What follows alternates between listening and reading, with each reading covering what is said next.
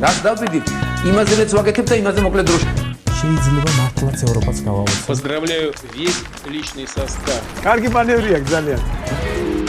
დიაბოლოვაში გადაცემაა. ვაშა გადაცემა თქვენთან არის სპეციალური გამოშვებით. თუ აქამდე ჯერ არ გამოგიწერიათ, აუცილებლად მოიწონეთ და აუცილებლად გამოიწერეთ ჩვენი პოდკასტი. YouTube-ზე, Facebook-ზე, Instagram-სა და TikTok-ზე. ან ყველაზე ერთად.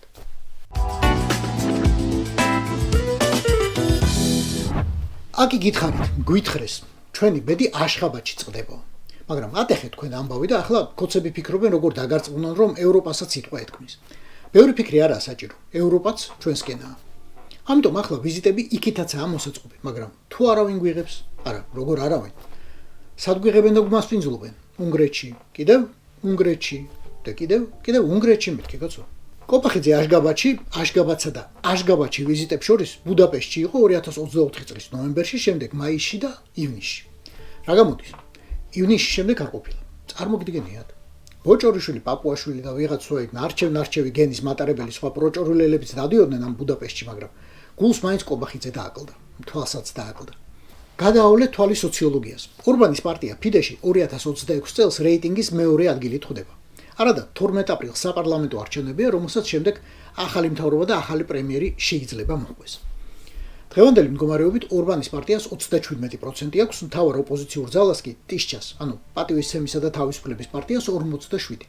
განსხვავება არის 10%. როცა 2025 წლის დასაწყისში ერთნაირად მიდიოდნენ. სხვები ძალიან ქვემოთ არიან 6, 5, 3%. მათ შორის არის ჩემი საყვარელი ორკუდიანი ძაღლის პარტია. არის ეგეთი პარტია, მაგრამ მაგაზე და მისნაირებზე სხვა დროს.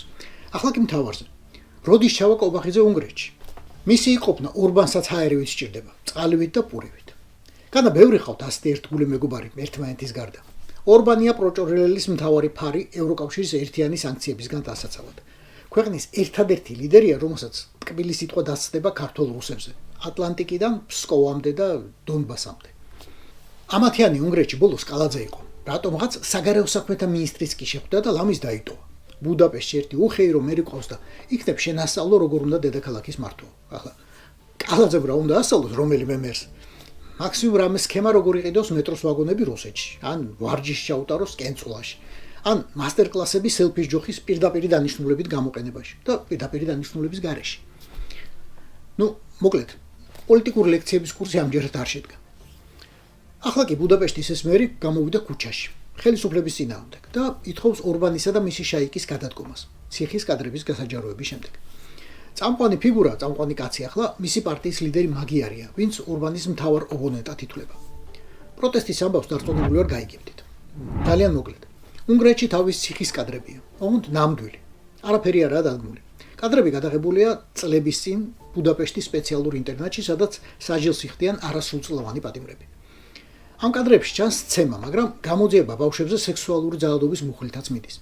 დაპატიმრებულია ამ კონკრეტული ინტერნატის დირექტორი და რამდენიმე თანამშრომელი, მაგრამ პროტესტის შესუსტებას ეგ უბრალოდ არ ყოფნის. რამდენიმე კვირის წინ ვაშა გადაცემაში მოგიყევით უნგრეთის ვიცე-პრემიერ ჟოლტ სემიენზე, ვისაც ბუდაპეშტის ბავშვთა უფლებების დაცვის სამსახურის უფროსმა პირდაპირ დასდო ბრალი ბიჭების გარყვნაში. 10-12 წლის ბავშვებზეა საუბარი. წარმოადგინა აუდიო ჩანაწერებით. მაგრამ გამოძიება მათში ვიცე-პრემიერის ხმა თითქოს ვერ ამოიცნო. ეგ 10 წლის წინ მოხდა. შაშანკი ინტერნატის დირექტორი მაინც დაიჭირეს. საქმე გასაიდუმლოებულია და დეტალებს პოლიცია არ ამხელს. გასაგებია სრულად. პედოფილიის ამბავი სათავემდე თუ აუყვებით 2002 წლამდე დუხს, როდესაც ერთ-ერთი ბავშვთა სახლის მასწავლებელმა საკუთარ დირექტორის წინააღმდეგ მისცა ჩვენება. ღამით პატარა გოგონები მიყავს და მეორე დღეს აბრუნებს, ოღონდ სხეულზე ძალადობის ნიშნებით. საქმე თითქოს მინელდა მაშინ, მაგრამ საბოლოოდ მაინც გასკდა. სახლის დირექტორი ამ წლის მაისში დააპატიმრეს, როგორც გითხარით, სექტემბერში კი გამოჩნდა ეს აუდიო ჩანაწერი. დაუსახელებელი მღვდელი ყვება, როგორ გაიგო საშინელი ამბავი წლების წინ. ერთ-ერთ რეგიონში წირვის შემდეგ ორი ახალგაზრდა მოვიდა ჩემთან და ცალკე საუბარი მთხოვა. მითხრეს, რომ ერთ ბავშვთა სახლში ღამღამობით მიდიოდა ძალიან მაღალი რანგის პოლიტიკოსი, დაბურულ შუშებიანი მანქანით, რომ არ გამოჩენილიყო. მასთან ბიჭები ბნელ ოთახში შეჰყავდა და ისინი სახეს ვერ ხედავდნენ. 10-12 წლის ბიჭებზეა საუბარი. სქესობრივი კავშირი ჰქონდა მათთან. ერთხელაც ბიჭები ტელევიზორს უყურებდნენ და ხმით იცნეს. აი ესაა ბიძია ჟოლტიო. რჩევა რომ კითხეს რა ვქნათო, ვუთხარი პოლიციაში უნდა წახვიდე და იჩივლოთ მეთქი. ბიძია ჟოლტი ყველაფერს უარყოფს რა თქმა უნდა.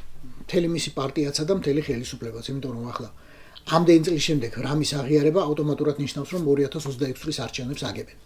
წაგების უფლება კი ორბანს უბრალოდ არ აქვს. იმიტომ რომ ორბანი არის მოწინავე იერარქი ევროპისა და ზოგადად დასავლური ცივილიზაციის წინააღმდეგ, რომლის ჩახმახიც პუტინს აქვს შეყენებული.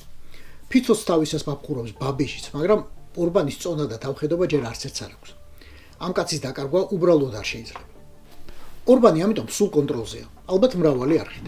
ერთ-ერთი არხის შესახებ რამდენიმე კვირის წინ მოგიყევით. მიტროპოლიტი ილარიონ ალფეევი, PSB-ს ნაზარდი და გამობრძმედილი კადრი. 3 წელია ბუდაპეშტში ცხოვრობს. ეპარქიაც არ აქვს. წირვით წირავს პრაღაში, როცა მოეხასიათება.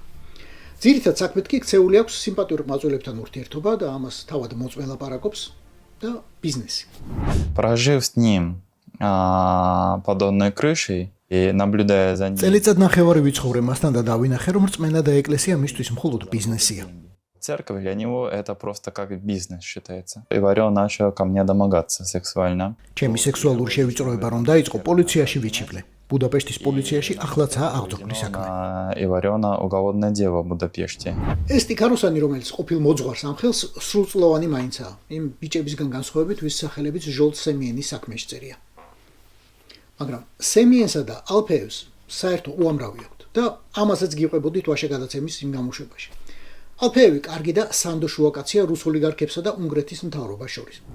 მიაქვს ოლიგარქების ფული მეგობარ პოლიტიკოსებთან, მოაქვს უნგრეთის, ანუ ევროკავშირის პასპორტები და ბინადრობის მოწონები რუსი ოლიგარქებისთვის. ამ მთავრობისგან. მიტროპოლიტმა და მისმა მოხუცმა დედამ გამონაკლის წესით თავადაც მიიღეს უნგრეთის მოქალაქეობა, დაჩქარებულად და კანონდარღვევით. ამობენ, რომ რუსის მიტროპოლიტი და უნგრელი ვიცე-პრემიერი სულ ცოტა თვეში ერთხელ მაინც ხვდებიან ერთმანეთს და სახელებსა და გვარებს განიხილავენ, ვის ბინადრობა, ვის პასპორტი, ვის სანქციების მოხსნაში დახმარება, შუამდგომლობა. სახელები კი დიდად ხმაურიანია. პიოტრ ავენი, პუმპიანსკი და სხვები, ძალიან დიდი ფული და ძალიან მაგარი სიახლოვე პუტინთან. ალფეევი გარკვეული პერიოდულობით თვით ორბანსაც ხვდება და ამბობენ, რომ ერთმანეთს ჯერ კიდევ ოქსფორდიდან იცნობენ, სადაც ერთ დროს სწავლობდნენ. სხვათა შორის და ამასაც გიყვებოდით ადრე, ალფეევს კიდევ უფრო კარგად იცნობენ ჩვენში. პატარა ბიჭი იყო, როცა ილია მეორესთან სტიქაროსნობდა. Прежде всего, я сердечно приветствую вас, ваше высокопреосвященство. გულითადად მოგესალმებით, მახსენდება წლები, როდესაც თქვენ იპოდიაკვანი იყავით ჩვენთან. მახსენდება დედა თქვენიც. Вспоминаю вашу маму. პატარა სტიქაროსანი გაიზარდა და გახდა PSB-ს რელიგიური დანაყოფის მეორე კაცი. და სწორედ მისი დამსახურებაა, რომ მოსკოვის წმინდა ტიხონის სახელობის უნივერსიტეტის ასპირანტი შიო მუჯირი ილია მეორემ ხელნაწერი ბრძანებით მოსაყდრე დანიშნა. ამბობენ, რომ მოსკოვის მითითება ამის შესახებ სრულიად მკაფიო და გასაგები იყო და ერთმნიშვნელოვანი, ერთსახელიანი. ცოტა კი გაგვიგრძელდა ახლა შესავალი პედოფილიასა და არჩევნებზე და რით დავიწყეთ? ხო, ბუდაპეშტში უყვართ ბიჭები და პროჭორვილელები და ყოველთვის მოელიან ისე დიდებულ სტომარს, როგორც კობახიძეა. ამასაც განა სხვა გზა აქვს. აშგაბადია ბუდაპეშტი და თქვენ რომელს აერჩევდით? ხო, ეგეც ალბათ ბუდაპეშტს აერჩევს და ერთ ვიზიტს კიდევ მოსწრებს. 15 მარტს უნგრეთს ეროვნული დღესასწაული აქვს და მარტივად შეიძლება ალბათ მოწვევის მიღება. უფრო შორი პერსპექტივისთვის კი გადადება არ ღირს. 12 აპრილს თუ ორბანი გადააგდეს, ეგ ბუდაპეშტს ისევე დაეხურება ბორიას ხელისბირს, როგორც ლონდონი, ვარშავა, ბერლინი და ჰელსინკი. ეს იყო ვაშე გადაცემა სპეციალური გამოშვებით. გვიყურეთ, მოგვიწონეთ და გამოგვიწერეთ ყველა პლატფორმაზე: YouTube-ზე, Facebook-ზე, Instagram-სა და TikTok-ზე. რაც დავბიდით, იმაზეც ვაკეთებ და იმაზე მოკლედ დროში. შეიძლება მართლაც ევროპას გავავოცოთ. Поздравляю весь личный состав. კარგი მანევრია ძალიან. დიაბოლური ვაშინგტონში.